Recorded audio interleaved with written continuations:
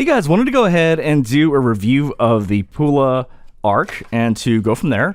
So I bought this with my own money. I was actually a bit curious because I noticed like there were like truckloads of reviews coming in here. So I was actually a little bit curious, and my thoughts were it's pretty cheap. So let's go and check it out. So before we go on further, I'm going to go and put some notes on the screen.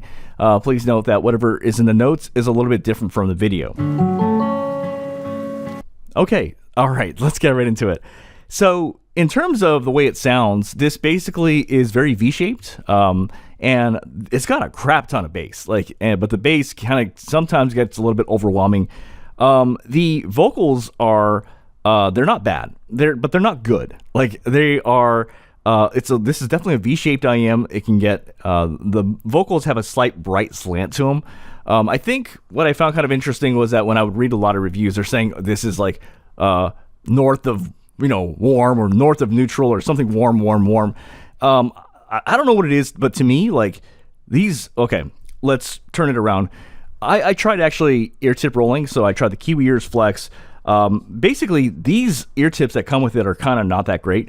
But the overall 2 cents that I want to say about this IM is that although it's cheap, it actually doesn't sound that good. I would actually say these are pretty average. I would give this a grade of C. Like basically, female vocals, they're like slightly thin, but they're not like Harman 2019 thin. You know what I mean? But in general, they just don't sound all that great. I would actually say that this actually, the Tongzu Warner Redline sounds a lot better. So if you're just debating between what to get between this and this is a better sounding IM. And while it's not perhaps fair to compare this, I don't care. I feel like I have to add this comparison in. But this IM, the Civic Q, is how vocals, in my opinion, like how I prefer how they sound. And when I compare this to this, it's a night and day difference. This is a lot better in terms of vocals compared to this. So this just is not very good. It's very average. You know what I mean? I would give it a grade of C.